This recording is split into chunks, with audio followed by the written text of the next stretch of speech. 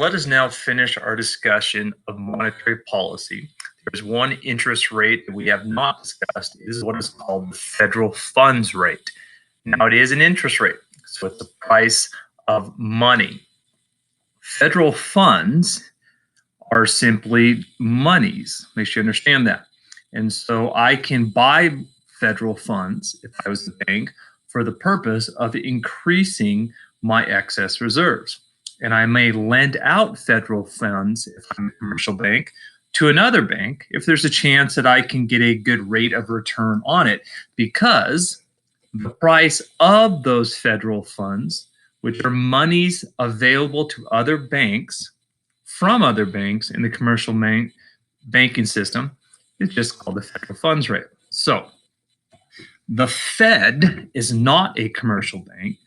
The Fed is the entity that attempts to manage the business cycle with respect to recession, inflation. Their primary influence is on the supply of money and respective interest rates. And what they do is they target those interest rates via commercial banks' excess reserves. From the very first day of class, every single bank can loan out what it has in excess reserves. And it is that process of the loans that are increasing or decreasing the supply of monies in the United States, not actual more dollars being printed.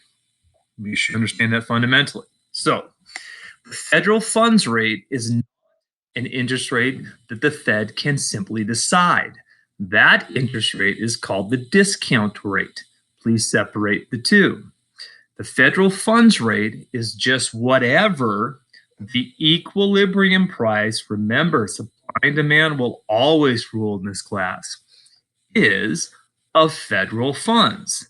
The supply of federal funds made available by the commercial banks, the demand for those federal funds by the commercial banks themselves. So what do we know? We do know if there is an increase in supply of those federal funds, then the price of those federal funds, called the federal funds rate, must go down. If there is less federal funds available out there, then the price of those federal funds must go up. If the price of federal funds is going down, then maybe commercial banks will borrow or buy those federal funds, paying the federal funds rate, to increase their excess reserves because they think there's a chance they can make more money through the loaning process. If the price of those federal funds is too high, then the banks are less likely to increase their excess reserves. See, so the question comes down is, do banks want more excess reserves, which means more loans and an increase in the money supply, or do banks want less excess reserves, which means less loans, which means less of an increase in the supply of money? It is the Fed that is trying to manipulate or manage or influence, whatever word you would like to choose, the behavior of those commercial banks. And as always, don't assume that every commercial bank acts the same. So the question now for us is simply from the Fed's perspective, as they are setting targets in trying to reach a desired end, does the economy need more money or does the economy need less money? Remember, if there's more money out there, then you and I probably will buy more goods and services that has to be produced, which means to the labor and owners of capital, there will be more income, which means they'll buy more goods and services. Or is there too much money out there, in which case prices are beginning to ratchet upwards? What to do? Well, if the economy needs more money, open market operations is always the preferred tool of the Fed. It always is something they can do on a daily basis. It imposes a less overall cost to the business of banking. What would I do? I would buy securities. That means the money is flowing from the Fed to the banks or to the people. Or I would definitely lower the reserve ratio so banks have more excess reserves, which means people can borrow more money. Or I would lower the discount rate, which makes it cheaper for banks to borrow and increase their excess reserves. Well, if the economy needs less money, well, everything's working in the opposite direction. So, ladies and gentlemen, make sure you understand. It comes down to these two fundamental questions: economy and money. Since we no longer have a gold-backed dollar, in which case the money supply could only increase if the supply of gold increased. Rather, in this case, we can arbitrarily do it. But it's not arbitrary. It is what PhDs and some of the top people in the field of banking, economists, you name it, have developed in what is called modern monetary policy. Whether you agree or disagree with it, this is just the general idea. And as we've always talked about in this class, when I mean an economist, never lose sight of the fact that there are different schools of economic thought. And the schools absolutely disagree with each other. So what one school thinks is the solution, another school thinks is the problem. So you need to, first of all, start to decide what seems plausible to you. You then need to read various economists who would argue why it certainly is the correct choice. But most importantly, and this is a problem with both economists and politicians, you also need to learn to study what your opponents, I'm going to use that word loosely, themselves are arguing to see whether or not you are correct, whether or not there's something you're missing, or more importantly, whether or not simply you're wrong. So here we go. In this class, you're going to think of this as a beautiful table of cause and effect, but I remind you, we're talking about millions and millions of people making billions and billions of decisions. Don't ever lose sight about economics. It's about people, and by people, I mean you, making decisions due to conditions of scarcity. So, when would the Fed engage upon an expansionary monetary policy like they're doing today out of concern for the recession that most economists think is coming due to shutting down the economy and the coronavirus? What unemployment is always undesirable? It is cyclical unemployment. You should understand that. Cyclical unemployment accompanies a recession according to what some economists call the business cycle. The Fed needs to expand the supply of money. So what are they going to do? Well, number one, they're definitely going to buy bonds because they're going to take the bonds from somebody and in exchange give them money. Or they could, as I mentioned, lower the reserve ratio, which means banks' excess reserves will increase.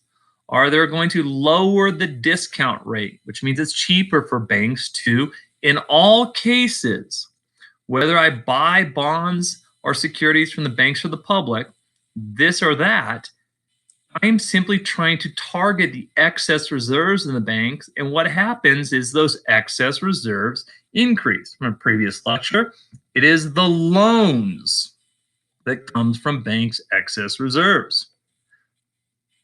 As a result, with all these excess reserves increasing, the federal funds rate will begin to fall because there's more excess reserves out there to be lent out. As a result of the fact that there's more excess reserve, which means more loans are being sold by banks to the general public.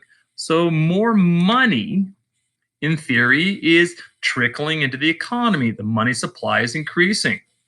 Well, if there is an increase in the supply of anything, the price of that something should fall. The price of money are called interest rates.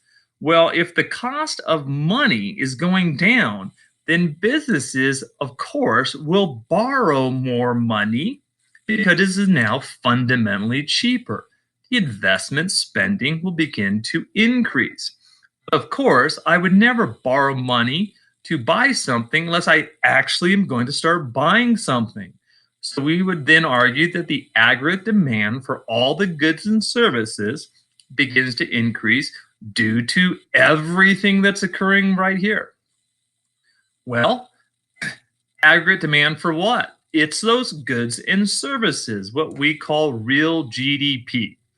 Which case, more goods and services are being purchased, which means we need more production, which means we need more labor, which means people are getting jobs, they're getting paid, they're going to go out and buy more goods and services, which means once again we need more labor.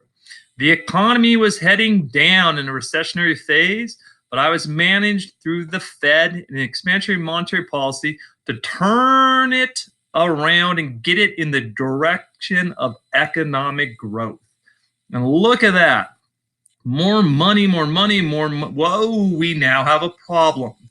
Now there's maybe a potential for what is called the inflationary phase of the business cycle, where prices are simply moving up, and up. And we discussed the negative consequences of inflation in a previous lecture. So maybe now the Fed should think about what is known as a restrictive monetary policy.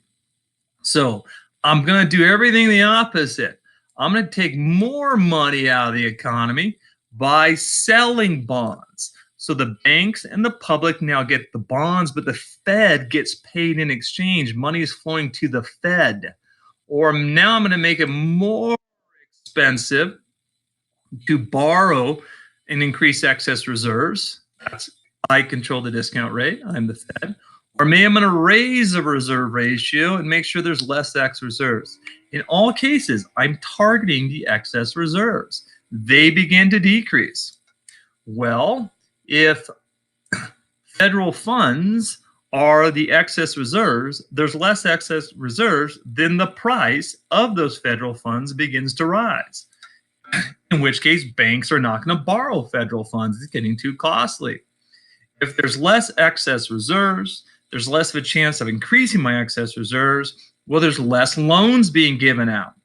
So the loans, which means the money supply, begins to decrease. Well, if there's a decrease in the supply of money, then the price of that money begins to rise. Well, if money is becoming more expensive, then of course businesses are not going to spend as much. They're not going to borrow millions and millions of dollars to perhaps build another factory, to hire another bunch of, let's say, 10,000 employees, you name it. And if investment spending is going down, then it makes sense that the aggregate demand by businesses, it also will decrease, because I'm simply not going to spend. Spend on what? Well, that's what spending is, aggregate demand. As a result, whenever there's a decrease in aggregate demand, we do know the general price level goes down. The general price level is called inflation, or the general price level in inflation tracks movement of that general price level. It falls. So it was going way up too fast. I slowed it down. Wait a second. Maybe it works in the opposite direction. And that's the last thing I would like to mention.